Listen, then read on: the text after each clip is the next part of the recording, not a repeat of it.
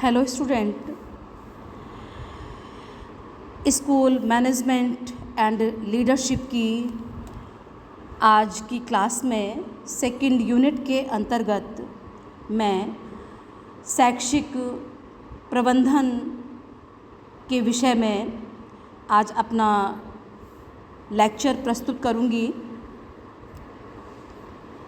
शैक्षिक प्रबंधन औपचारिक रूप से गठित व्यक्तियों के समूह में कार्य करने की कला है, जिसमें व्यक्ति समूह भावना के साथ व्यक्तिगत स्तर पर उत्तम कार्य संपादित करता है।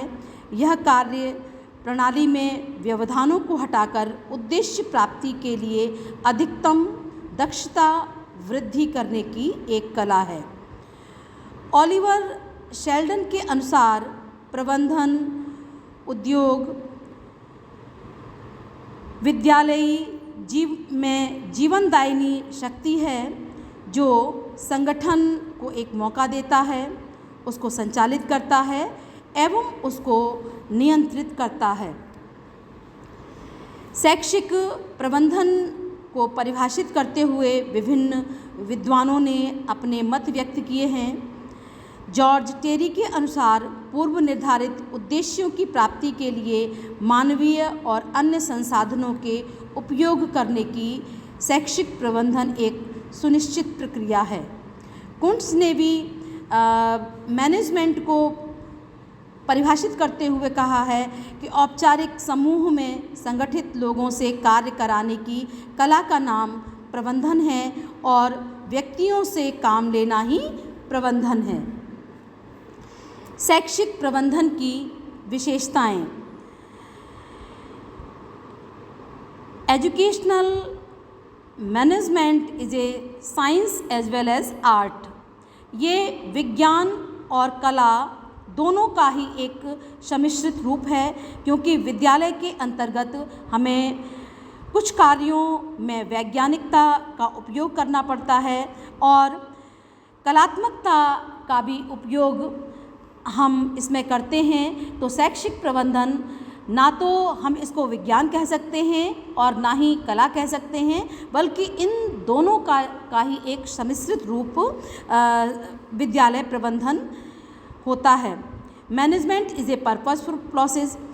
जो हमारा प्रबंधन है एक सोद्देश्यपूर्ण प्रक्रिया है, क्योंकि बिना मैनेजमेंट के विद्यालय के अंतर्गत कोई भी कार्य सफलता के साथ नहीं हो सकता है। Management increase the success of the work. कार्य की सफलता मैनेजमेंट के द्वारा ही बढ़ती है। एंड नेक्स्ट इसका जो करेक्टरिस्टिक्स है यूनिवर्सैलिटी, सार्वभौमिकता। प्रबंधन जो है शैक्षिक प्रबंधन जो है ये एक यूनिवर्सल गुण को लिए हुए है, क्योंकि जब तक हम प्रबंधन नहीं करेंगे तो हम अपने, चाहे वो शैक्षिक कार्य हों, चाहे वो घर के कार्य हों, चाहे हमारे व्यक्तिगत कार्य हों, हम कोई भी कार्य ठीक ढंग से नहीं कर सकते हैं। तो ये एक सार्वभौमिकता की जो विशेषता है वो शैक्षिक प्रबंधन अपने आप में लिए हुए है। It is a integrated process. ये एक समन्वित प्रक्रिया है। इसमें जो है हम बहुत सारे कार्यों को करते हैं, चाहे वो मानवीय संसाधनों के रखरखाव से संबंधित हों, चाहे भौतिक संसाधनों के रखरखाव से संबंधित हों, चाहे छात्रों से संबंधित हों या शिक्षकों से संबंधित हों। इसमें मैनेजमेंट के अंतर्गत हमको इंटीग्रेटेड प्रोसेस के रूप में ही कार्य करना होता है। Management is a action based. ये क्रिया पर आधारित है, क्योंकि ह्यूमन बीइंग शैक्षिक प्रबंधन के अंतर्गत कार्य करते हैं। मानवीय प्राणी जो भी कार्य किया जाता है वो एक्शन बेस्ड होता है। एक्शन बेस्ड होने के कारण हम कह सकते हैं कि जो शैक्षिक प्रबंधन है वो क्रिया पर आधारित है। इसका जो स्वभाव होता है वो गत्यात्मक होता है, डायनामिक नेचर का होता है। System of authority. प्रबंधन एक अधिकार प्रणाली है, क्योंकि इसमें एक हायरार्की होती है, ऊपर से लेकर के नीचे तक जो भी व्यक्ति होते हैं वो कार्य करते हैं। तो सिस्टम ऑफ अथॉरिटी को भी प्रबंधन में फॉलो किया जाता है। जैसे कि विद्यालय के अंतर्गत प्रिंसिपल से लेकर के जो हमारा सर्वेंट है उसको उसमें प्रबंधन हेतु इसमें रखा जाता है। ग्रुप एक्टिविटी, सामूहिक रूप से हम कार्य करते हैं, क्योंकि शैक्षिक प्रबंधन विद्यालय के अंतर्गत कोई भी इंडिविजुअली कार्य हम नहीं करते हैं, बल्कि सामूहिक इसमें एक्टिवली इसमें कार्य किया जाता है। It is a social process, समाज के अंतर्गत घटित होती है, तो ये एक सामाजिक प्रक्रिया है। इसमें एफिशिएंसी होती है, सक्षमता युक्त होती है, क्योंकि हर व्यक्ति से अपेक्षा की जाती है कि वो जो भी कार्य करे वो पूरी एफिशिएंसी के साथ उस कार्य को करे। प्रोफेशनल अप्रोच होती है कि जो भी हम कार्य करते हैं वो व्यावसायिक अप्रोच के साथ कार्य को करते हैं। एंड मल्टी डायमेंशनल, जो प्रबंधन है वो बहुआयामी होता है, जिसके माध्यम से कार्यों को हम सुचारू रूप से कर सकते हैं। हेनरी फेयोल ने प्रबंधन को परिभाषित करते हुए कहा है, management is a universal science which are equally apply on commerce, politics, religion और ह्यूमन वेलफेयर। प्रबंधन एक सार्वभौमिक विज्ञान है जो वाणिज्य, राजनीति, धर्म, युद्ध एवं जनकल्याण इत्यादि सभी कार्यों में समान रूप से लागू होता है, क्योंकि हर क्षेत्र में हमको प्रबंधन की आवश्यकता होती है। स्कोप ऑफ एजुकेशनल मैनेजमेंट, शिक्षा प्रबंधन का क्षेत्र कौन कौन से होते हैं, जिन क्षेत्रों के अंतर्गत हम मैनेजमेंट का वर्क करते हैं, जैसे प्रोडक्शन मैनेजमेंट, जिसमें कि हम उत्पादन प्रबंधन करते हैं, जिससे कि छात्रों की जो शैक्षिक उपलब्धि है वो इंक्रीज़ होती है। तो उसके लिए हम किस तरीके से कक्षाएं लगाएं, किस तरीके से क्लासेस लगाएं कि बच्चों की जो शैक्षिक उपलब्धि है वो इंक्रीज़ हो। दूसरा है फाइनेंस मैनेजमेंट, वित्तीय प्रबंधन। हमें हर कार्य के लिए धन की आवश्यकता होती है, तो धन की आवश्यकता हम के लिए कौन कौन से स्रोत हमारे पास हैं, उनका उपयोग हम फाइनेंस मैनेजमेंट के लिए करते हैं। डेवलपमेंट मैनेजमेंट, विकास प्रबंधन, विद्यालय के विकास के लिए हमें भौतिक और मानवीय संसाधनों की ज़रूरत होती है, तो डेवलपमेंट मैनेजमेंट के अंतर्गत ये सारी चीज़ें व्यवस्था की जाती है।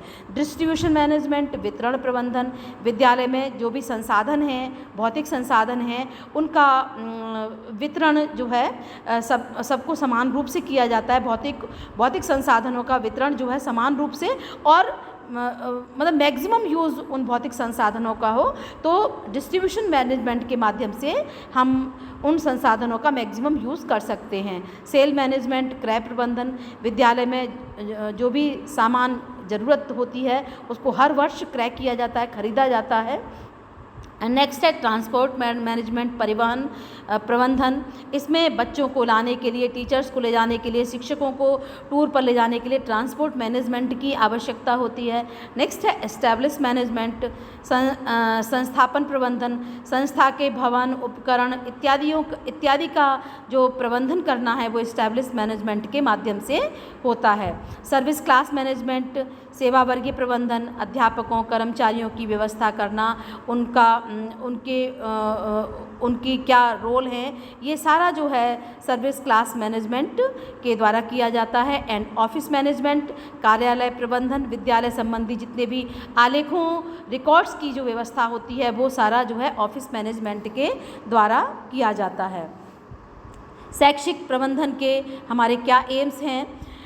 अचीविंग इंस्टीट्यूशनल ऑब्जेक्टिव, इसके माध्यम से हम संस्था के उद्देश्यों को बहुत अच्छे तरीके से प्राप्त कर सकते हैं। Improving the process of planning, organizing and implementation with institution, संस्था के अंतर्गत जो भी नियोजन किए जाते हैं, संगठन में जो भी प्लानिंग होती है, उन संगठन होता है और उनका क्रियान्वयन जो संस्था के अंतर्गत होता है वो इस प्रक्रिया के माध्यम से बहुत अच्छी तरीके से हो सकता है और उसकी जो क्वालिटी है वो इम्प्रूव हो सकती है।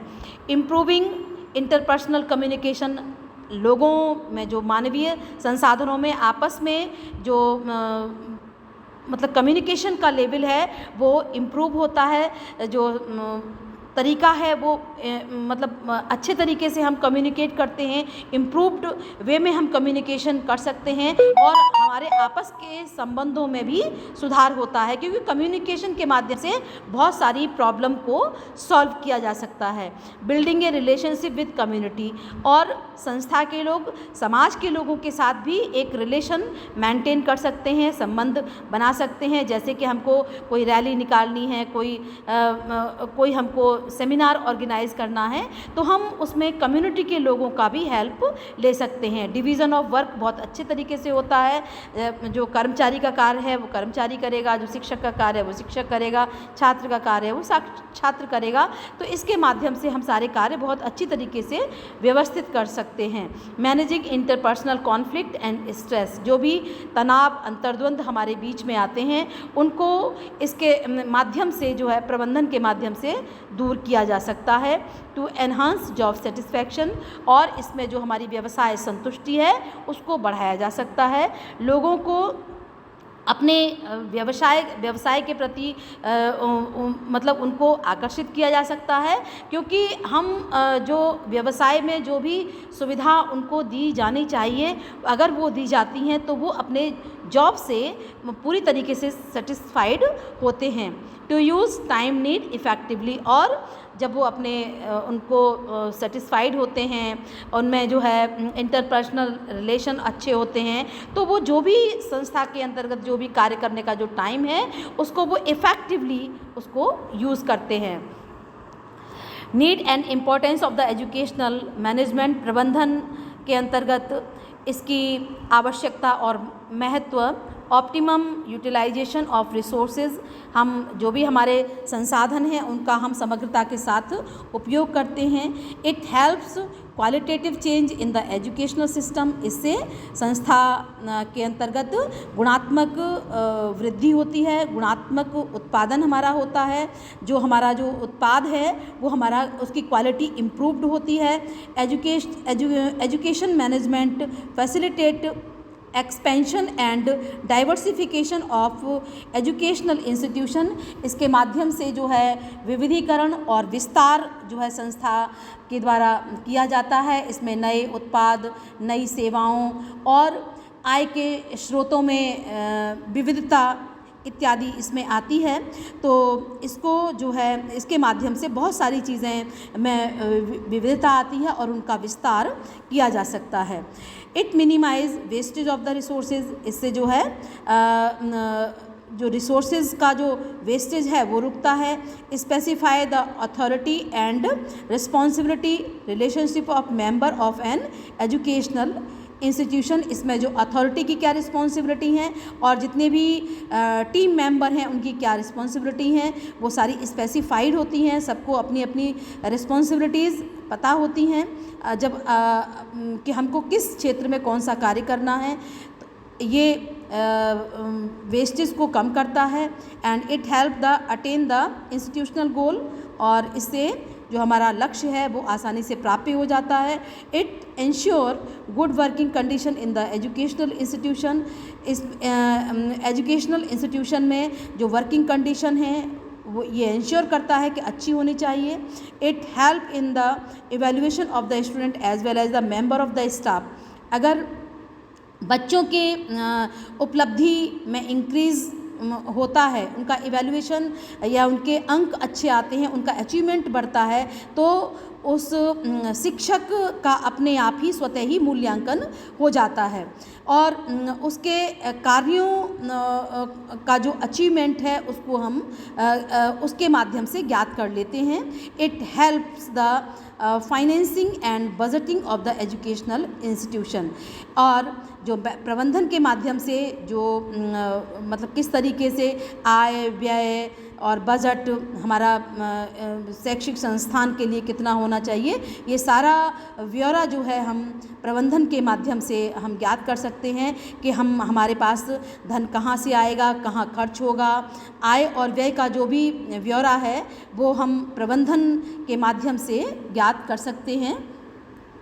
Thank you class.